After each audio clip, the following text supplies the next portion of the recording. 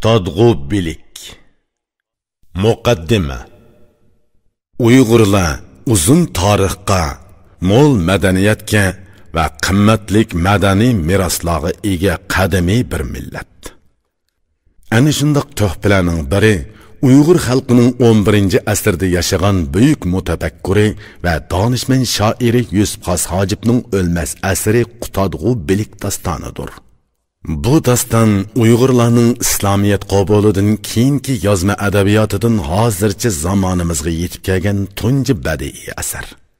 11-asr Uyg'ur adabiy tilining eng yaxshi namunasi ham Qorxoniylar davri ijtimoiy hayoti bilan ijtimoiy ideologiyasining ro'shan inkosi va ifodasidir. Bu daston butun Uyg'ur madaniyati tarixidagi porloq namoyanda bo'lish sifati bilan O'rta Osiyo madaniyati tarixidami zo'r qimmatga ega. 10-11-asrlarda bizning hozirgi birlikka kelgan ko'p millatlik vatanimizda bir qancha hokimiyat tang mavjud bo'lib turgan edi. Shimoliy Jungoda Kidan, ya'ni Qitanlar hokimiyati. Janubiy Jungoda Sung sulolasi. G'arbiy Shimol egizligining bir qismida Tang'utlar hokimiyati. Xeshi koridorida Ganju Uyg'ur hokimiyati. Turpan o'ymonligi va uning atrofidagi bir qism joylarda Quju, ya'ni Ediqut Uyg'ur hokimiyati. Kuchoning g'arbidan tortib Buxorogacha va shimolda Issiqko'ldan tortib janubda Xotangacha bo'lgan kang zaminda Qorxoniylar hokimiyati mavjud edi. Dastlab Balasag'un shahrini, ondan Qashqar, ya'ni O'rdikantni poytaxt qilgan Qorxoniylar hokimiyatimi Uyg'ur xalqining ajdodlari tarafidan qurilgan bir sulola bo'lib, bu sulola milodiy 9-asrdan 13-asrning boshlarigacha davr surgan va butun O'rta Osiyo rayonining iqtisod ham madaniyat taraqqiyotida muhim rol o'ynagan edi. Qorxoniylar sulolasi bo'libmi 11-asrda zo'r gullanish davriga kirdi. Bu davrda bir tarafdan allaqachon boshlanib ketgan yezigilik va qo'l hunar sanoati ijtimoiy ishlab chiqarish kuchining asosiy qismi bo'lib qolish natijasida o'ltiraqlashish va shaharlashish umumlashib ketdi. Qashqa, Borchuq, Balasag'un, O'trar, Farab, Samarqand va shuningga o'xshash yirik iqtisod, savdo va madaniyat markazlari maydonga keldi. Yana bir tarafdan uzun tarixga ega milliy an'anaviy madaniyat asosida islom madaniyati va mamlakatimizning o'rta tuzlangligi madaniyatining munavvar omillarini qabul qilish bilan Uyg'ur xalqining madaniyat tarixida yangi bir davr boshlandi. Bu yangi davr madaniyati toki 13-asrgacha g'arb madaniyatidan eshib ketgan edi. Ana shu chaqlarda Qorxoniylar sulolasi tavasida Abu Abbos Farg'oniy, Abu Nasr Farabi, Abu Rayhan Biruni, Yusuf Xos Hojib, Mahmud Koshig'ari qatorliq ulug' olim, mutafakkur va shoirlar maydonga keldi. Sharqdagi buddachi Ediqut Uyg'urlari ichida Sanqu Soli To'tun qatorliq buyuk olim va tarjimonlar yetishib chiqdi. Diniy ayrimliklardan qat'iy nazar o'z davriga nisbatan yuksak saviyaga ega bir butun Uyg'ur madaniyati vujudga keldi. Qutadg'u bilik dastoni ana shundoq bir tarixiy sharoitda maydonga keldi. Qutadg'u bilik o'zining qurilmasi va mazmunidan elib aytganda oldi bilan bir adabiy asar va Uyg'ur dastonchiligining tipik namunasidir. Uningda lirika omillari bilan ipik bayon, dramalik epizodlar bilan tabiat tasviri, obrazlik tasavvur bilan shaxs, ya'ni odam xarakteri, falsafalik tafakkur bilan majoz, ya'ni metafora nihoyat ustulik bilan jipslashtirilgan. Lekin u muhabbat dastoni yoki qahramonlik dastoni emas, shundoqla ba'zilarning aytganidek nuqul pand nasihat, ya'ni didaktika kitobi emas. Bu ayni zamon ijtimoiy hayoti bilan zish bog'langan, o'z davriga nisbatan realligi intayin kuchli bo'lgan adabiy asardir. Qutadg'u bilikdagi nurg'un tasvirlarda realizm nuri chaqnab turadi. Muallif o'z davridagi ijtimoiy turmushni quruq pand nasihatga tayinib emas, balki badiiy usul bilan personajlar obrazini yaratib, konkret voqea epizodlari orqali aks ettirdi. Asardagi 4 personaj o'zaro bir-birini yo'rtib berdi. Ularning xarakteridagi farqlar personajlarning bir-biriga tamoman o'xshamaydigan hayot falsafasi va faoliyatlari orqali gavdalantiriladi. Mana bu nuqta Qutadg'u Bilik dostonini boshqa har qanday pand nasihat xarakteridagi asardan farqlantirib turadi. Qutadg'u Bilik qadamiy va yuksak bir milliy madaniyatning bevosita mahsuli bo'lib, u adabiy asar bo'lish bilan birga ham tarix, ham falsafa, ham siyosatnoma yoki davlatshunoslik, ham ijtimoiy ta'lim-tarbiya va uzoq o'tmish hayot bilan Qarxoniylar davridagi real hayotni o'zida mujassamlashtirgan sistemalik bir ilmiy asar. Shuning uchun u Sharq madaniyatini, Uyg'ur va boshqa turkiy tilda so'zlashadigan xalqlar tarixini, bo'libmi Qarxoniylar saltanati tarixi bilan Uyg'ur tili va adabiyoti tarixini, qadimki ajdodlarning falsafa, huquq, ya'ni qonun, etika, ya'ni axloq, ta'lim-tarbiya, diniy e'tiqod, dunyo qarash, urf-odatlarni tadqiq qilishda zo'r ilmiy ahamiyatga ega. So'z 5. 11-asrda yashagan ulug' Uyg'ur shoiri, adib, faylasuf va davlat arbobi Yusuf Xos Hojib tarafidan yozilgan Qutadg'u Bilik dostonining hozirgi zamon Uyg'ur adabiy tilidagi nasriyashmasining nashr qilinishi vatanimizdagi osonliq millatlar klassik adabiyoti tadqiqoti sohasida qilingan yana bir cho'ng ish. Qutadg'u Bilik dostoni Uyg'ur klassik adabiyotining eng munavvar bir obidasi. Shundaqla Junxo millatlari madaniyat xazinasining qimmatbaho durdonasi. Mamlakatimizning mashhur adabiyotshunosi Lavshi 50-yillarda bu dostonning qimmati ustida to'xtalib, Qutadg'u Bilik dostoni yolg'iz Uyg'ur xalqining qimmatlik madaniyat boyligi bo'lib qolmasdan, balki vatanimiz madaniyat tarixining bebaho boyligidir degan edi. 1. Partiya 11-navbatlik markaziy komitetining 3-umumiy yig'inidan keyin mamlakatimizdagi har qaysi osonliq millatlarning, jumladan Uyg'ur xalqining klassik adabiyoti va madaniyati sohasidagi tadqiqot keng qanot yaydirildi. Partiyamiz va hukumatimiz adabiy meroslarga varislik qilish va uni keng ko'lamda echish xizmatiga alohida e'tibor bilan qaradi. 1980-yildan boshlab Şinjan Uyg'ur Avtonom rayonluq partkom va xalq hukumati Qutadg'u Bilik dostonini tadqiq qilish xizmatiga bevosita yetakchilik qilib, nurg'un ilmiy xizmatlarni uyushtirdi. Ayni vaqtda Avtonom rayonimizning muavin raisi Hamid Eminov boshchiligida Qutadg'u Bilik tadqiqotiga yetakchilik qiladigan maxsus rahbarlik hay'atini qurib, tadqiqotni konkret tashkilladi. Til adabiyot tadqiqoti sohasidagi olim mutaxassislar keng jalb qilindi. Hay'at bu ulug' asarni tadqiq qilish va nashr qilishda ko'plagan amaliy xizmatlarni ishladi. Avtonom rayonluq ijtimoiy palla akademiyasining ta'sis qilinishi, osonliq millatlar klassik adabiyoti tadqiqotining sistemalik, ilmiy tartib bilan sog'lom rivojlanishiga zamin hozirladi.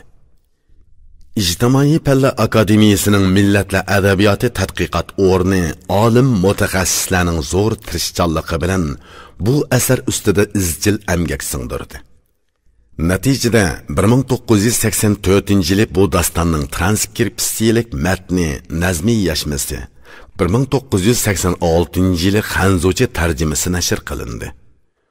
Buni endi nasriy yashmasi xalqimiz bilan yuz ko'rishmoqda. 2. Har qanday milliy adabiyot meroslarini tadqiq qilish va o'rganishning tub maqsadi uning ijobiy va ilg'or taraflarini yechib, real turmushga mos keladigan va foydali bo'lgan xususiyatlarni muayyanlashtirishdan iborat. Har qanday adabiy meros ajdodlarning tafakkur tarixidan, o'tmishning siyosiy, ijtimoiy ahvolidan darak beradi.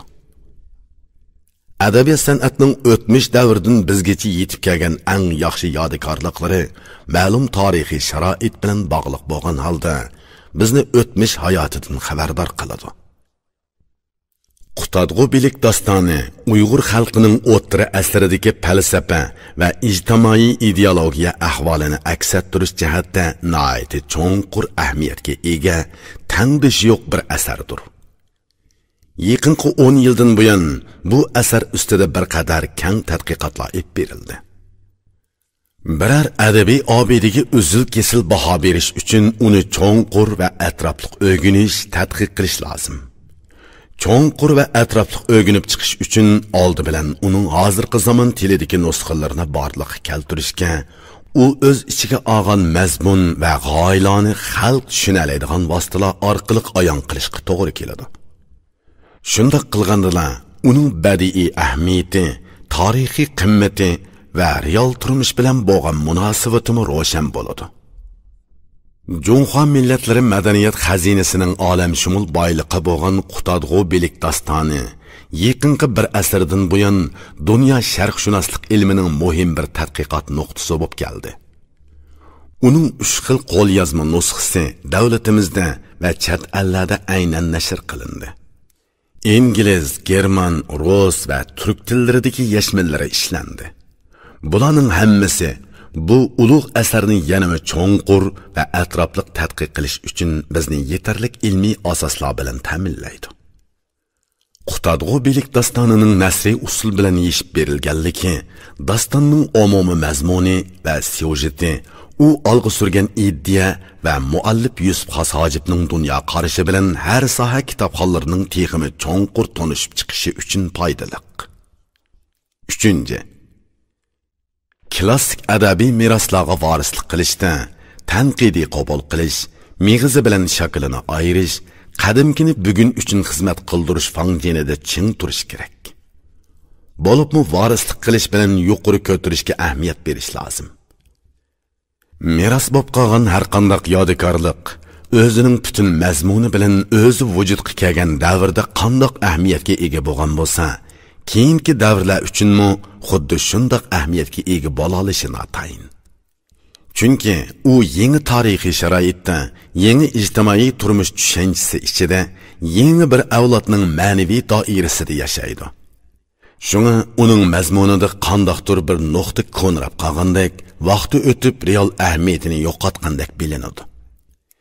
Lekin uning ijtimoiy taraqqiyot qonuniyatlarining tub mohiyatini yechib bergan, haqiqatga uyg'un bo'lgan ilg'or va ijtimoiy nuqtalari yanada o'z qimmatini yo'qotmaydi. Bularga diqqat qilganda adabiy meroslarga to'g'ri baho bergili va uni yuqori ko'targili bo'ladi.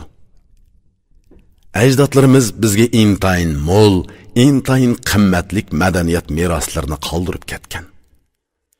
Biz Junxo millatlarining munavvar madaniyat merosini qadrlashimiz, ostirishimiz, qezishimiz va varislik qilish asosida undan foydalanishimiz, uni yengilishimiz, ilgirlatishimiz lozim. Tömür davom et.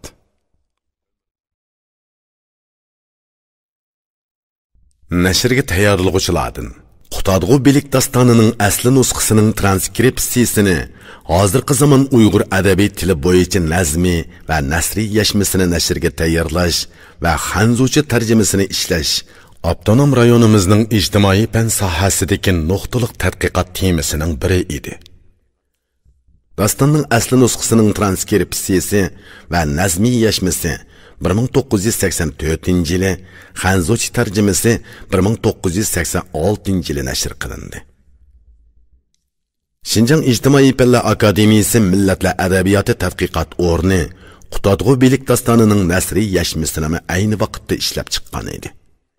Hozir Xinjiang ijtimoiy fanlar akademiyasi qurilganligining 10 yilligiga sovg'a sifatida nashr qildirdi. Mazkur nasriy yashma tekstlari dostonning asli nusxasining transkripsiyasi asosida ishlandi va bir beyt birlik qilindi. Har bir beytning ma'nosini o'z ayni yechib berishga, so'z ma'nolarini imkon qadar tushirib qo'ymaslikqa, qadimki Uyg'ur tilida qo'llanilgan so'z iboralarning hozirgi zamon Uyg'ur adabiy tilida saqlanayotganlarini o'z ayni elishga diqqat qilindi.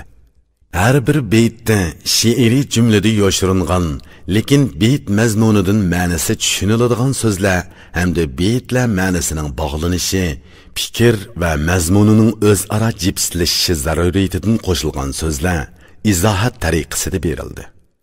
Beytlarning ma'nosi faqat hozirgi zamon Uyg'ur adabiy tilida amaliy iste'mol qilinayotgan so'z iboralar bilan yechildi. Qutadg'u bilik. Hozirgi zamon Uyg'ur tilidagi nasriy yashmisi.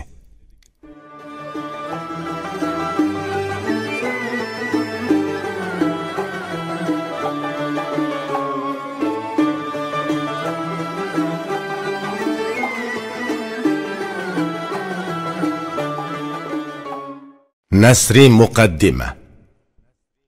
Köyüngichi va oyug'uchi Allohning ismi bilan boshlayman. Hamdu sana, minnatdorlik va sonsiz madhiyla ulug' qudratlik Tangriga xosdirki, u ulug'liq egisi, tugal qudratlik podshohdir. U yerni, ko'kni yaratdi. Jimi jonliqlarga rizq berdi. Nimani xohlagan bo'lsa qildi. Yana nimani xohlasa shuni qiladi. Alloh xohlaganini qiladi va irodasi bo'yicha hukm qiladi. Yana sonsiz salom va durud xalqlarning yaxshisi, payg'ambarlarning tanlang'ini, Allohning ulug' elchisi Muhammad Mustafa sallallohu alayhi va sallamga bo'lsin. Hamda uning hamrohlari aziz, hurmatlik sahobalarga bo'lsin. Ulardan Alloh rozi bo'lsin. Bu kitob bak azizdir. U Çin hukumalarining tamsillari bilan bezalgan. Machin ulamalarining she'rlari bilan zinatlangan. Bu kitobni o'qigan, bu beytlarni ma'lum qilgan kishi kitobdan yaxshiroq, azizrakdir. Çin va Machin olimlari va hakimlarining hammasi birdek fikrga keldiki, Mashriq viloyatlarida, butun Turkiston ellarida Buğraxon tilicha turkiy so'z bilan hech kim hech qachon bu kitobdan yaxshiroq kitob yozmagan. Bu kitob qaysi podshohga yoki qaysi iqlimga yetib borsa, g'oyat uzluqi, haddidan ziyoda go'zalligidan u allarning hakimlari, olimlari qabul qilib, uningga har biri bir turlik ot laqam qo'ydi. Çinliklar Şahla adab qoidasi deb atadi. Machin podshohligining hukumalari mamlakat qoidasi deyishdi. Mashriqliklar amirlar zinati deb atadi. Eronliklar Turkiy shohnoma deb atashdi. Ba'zilari bo'lsa podshohlar nasihatnomasi deyishdi. Turanliklar Qutadg'u bilik deb ataydi.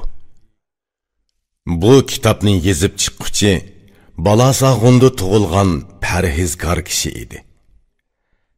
Ammo bu kitobni Koshig'ar elida tamomlab, Mashriq podshohi Tabg'och Buğraxon huzuriga sungan.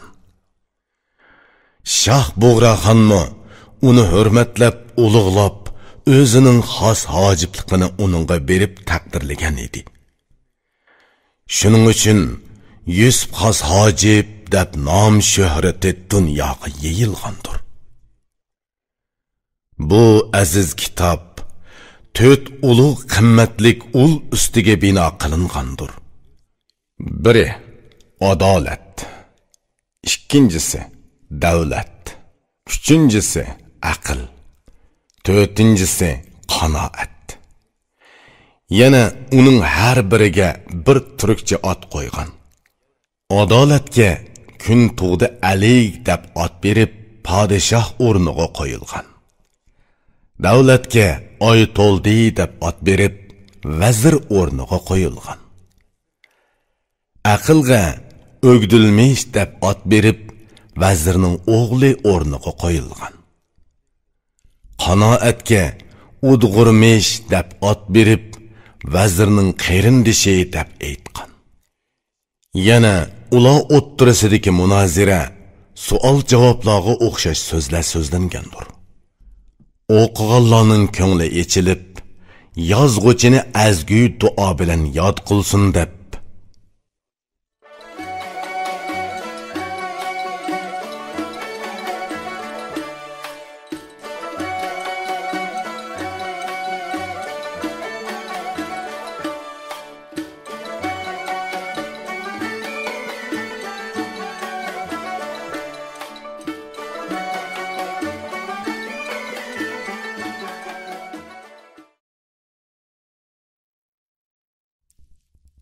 Nazmi muqaddima. U qudratlik birli Xudo hammadan ilgiridir. Barliq shukr madhiyla uningga mansubdir. U ulug'liq egisi, qodir va zul jalol, yaratgan, taraldirgan, qodir va komildir. Yer ko'k bilan xaloyiqning egisi, ya'ni hamma uchun rizqni tayyorladi. Kulib turib yegin. Xudo hammaga hisobsiz rizq berguchidir, hammani yegizidu, lekin o'zi yemaydi. Hamma jonliqlarni hargiz osh qo'ymaydi, ilkidagi hammani yegizidu, ishkizidu. U qandoq xohlagan bo'lsa, hamma narsa shundoq bo'ldi. Kimni xohlasa, shuni ulug' qiladi. Allah tanlagan payg'ambarga madhiya va salom bo'lsin. Yana hamrohlariga davomliq salom, ehtirom bo'lsin. Muhammad alayhissalom xaloyiqning boshchisi. U hamma kishilarning ko'z va qishi. Yana bu bak aziz bir kitobdir. Bilganlar uchun bilim dengizidir. Bu qimmatlik bilimlar bilan bezalgan. Shundoq ekan, shukr qil, qanoat tila. Kitobning hamma yeriga donishmandlar so'zlarining parchasi unchidek tap-takshi tizilgan. Sharq podshohi Machinlar begi dunyodagi bilimlik, idroklik yaxshilar borliqi bu kitobni qo'liga elib o'zlashtirgan, xazina ichida saqlab asragan. Biridan biriga meros bo'lib qolgan, o'zi tutib boshqalarga bermagan. Bu kitob foydaliqdirki, hech ziyni yo'q. Ko'plagan turklar buning ma'nosini tushunmaydi. Bu kitobni tushunganlar mazmunini bilalaydi. O'qigan, yozgan, ya'ni savodli bo'lsa tushunalaydi. Bu kitobning so'zlari qo'l va ko'z bo'lib yo'l ko'rsatadi. İşkili dünyada işini o'ngshaydi. Machin va Chin hakimlarining hammasi birdek bu kitobni yaxshi deyishdi. Hamma turk, Chin va Sharq allarida dunyoda buningdek boshqa bir kitob yo'q. Kitob qadrini bilimlik biladi. Idroksiz kishidan, ya'ni nodonlikdan boshqa nima keladi? Kitobni ko'rganlar odamga bermagulik. Agar do'sting bo'lsa-mo, ishonmagulik. Chunki bilimsizlar buning qadrini bilmaydi. Idrokliklar o'qib uni asraydi. Muallif uni Bug'roxon zamonida xon tili bilan bayon qilgandir. Bundaq kitobni avval kim bayon qilgan? Bundan keyinmi kim bunchalik o'z bayon qila olsin? Qani kim bo'lmasin, mushundaq yoza olamdi? Yazalig'ini bor bo'lsa, uni maqtayman. Har qaysi shahar, kent, o'rda saroyda kitobni boshqacha ot bilan otadi. Har bir elning dono hakimlari shu elning yo'soni bo'yicha ot qo'ydi. Chinliqlar shohlar adab qoidasi deyishdi. Machilliqlar mamlakat sirdishi deb atadi. Mashriq elidagi ulug'lar bu kitobni amirlar zinnati deb to'g'ri atadi.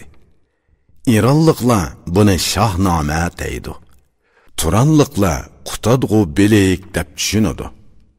Ko'ginki har qaysi alla o'xshamagan tillardagi turlik so'zlar orqali uningga har xil nomlarni berdi. Yana bu kitobga ot qo'ygan ulug' va yaxshi bandasini Xudo kechirsin. Ey bu kitobni qabul qilguvchi, bu turklar tilida yozilganiga ajablanguvchi. Qara, bu kitob hammaga yaraydi.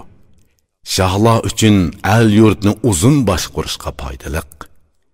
Mamlakatni idora qilguvchi kimlar bo'lishini, uningga nima qilish kerakligini hakimlar so'zlagan.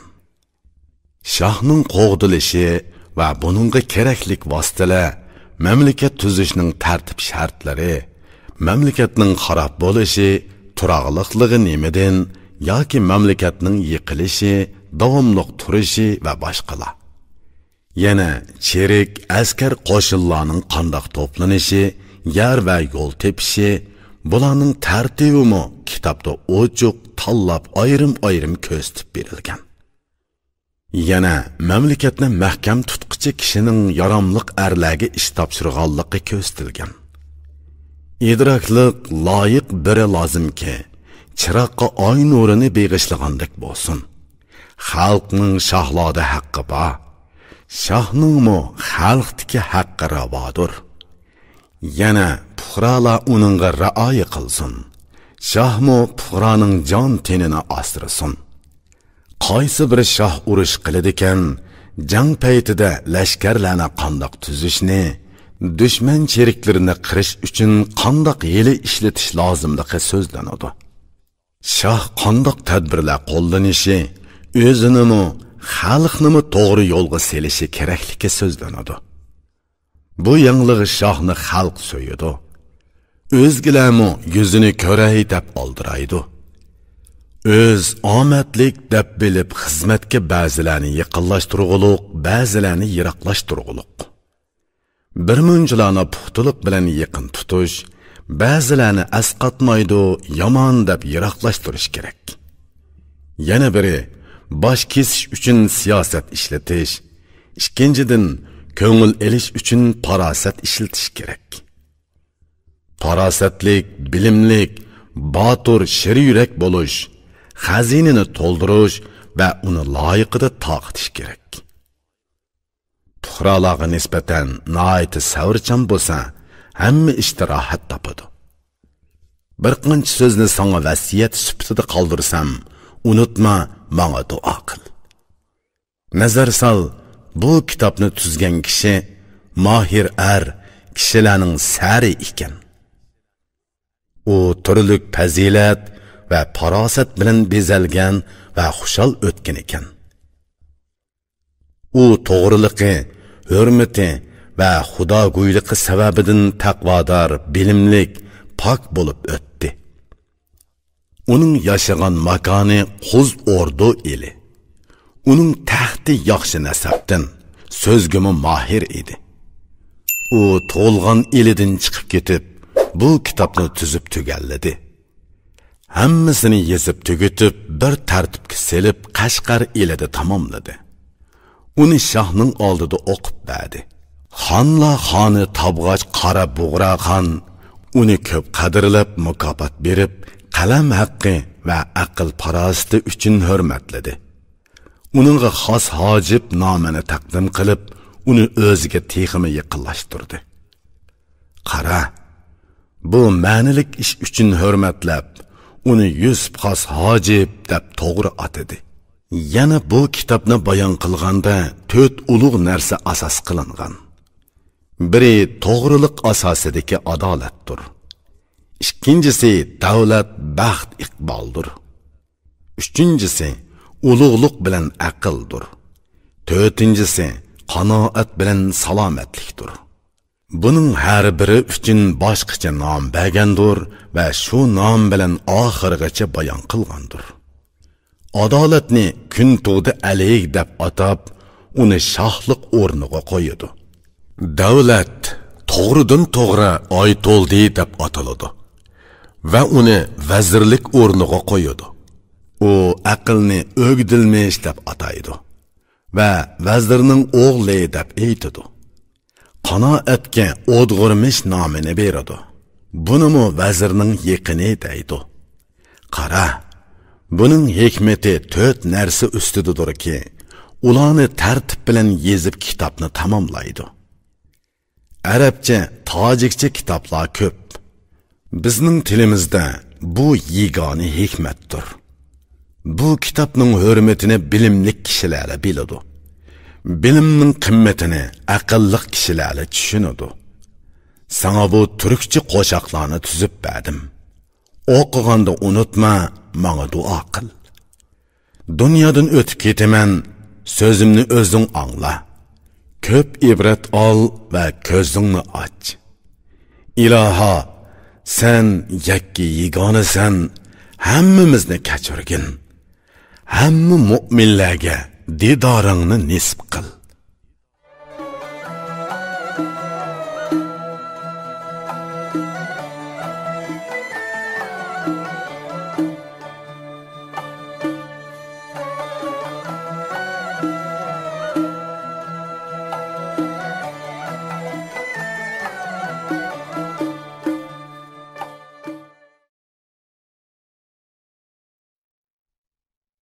Qutadg'u bilik.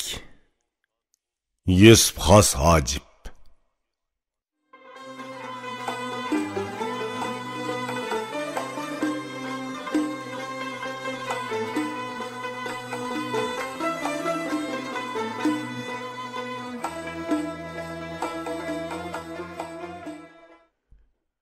Ko'yingichi va oyg'uchi Allohning ismi bilan boshlayman. Birinchi, qudratlik va ulug' Tangrining madhiyasi aytiladi.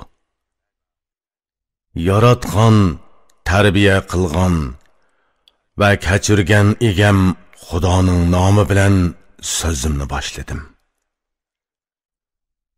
Qudratlik birla Allohga tuman ming sana va ko'p madhiya bo'lsin. U yo'qolmaydi. U bo'z yer, yeshil osmon, quyosh va oy, tunni, xalqni, zamon va kunlarni yaratdi.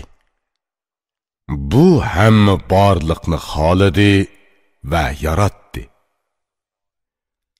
Birla paydo bo'ldi dedi. Xalqının hammasi paydo bo'ldi. Yaratilgan barliq narsalar uningga muhtoj. Muhtojsiz birla Xudo, uning sherigi, hamrosi yo'qdir. Ey arxlik, qudratlik, mangu muhtojsiz Xudo. Bu ot seningdan boshqaga loyiq emas. Ulug'luq va buyuklik sana xos. Seningdan boshqa sana tang tush yo'q. Ey bir Xudo, sana boshqa biri hargiz o'rtoq bo'lamaydi. Sen hammadan avvalsan, azal ham oxirsan. Sening birligingni hisoblashga bo'lmaydi. Sening qudrating hammaga yetadi. Shubhisizki sen birla. Ey mangulik zot, sen hisobga qaytilmaysan, inkormi qilinmaysan. Ey hammani bilguchi, mavjudotning haqiqati, ko'zimdan yiroqsan, ammo ko'ngilga yaqinsan. Sening borliqing kun oyidek ro'shan ayondir. Lekin buning taxtini tushunishga aql farosat yetmaydi. Sening birliking mavjud narsalarga bog'liq emas. Chunki hamma narsani sen yaratding, ular seningdir. Barliq mavjudotni sen yaratding.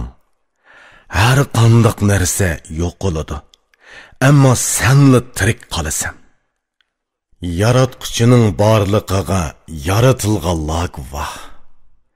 yaralğın ikki dünya birligiga aniq shahid.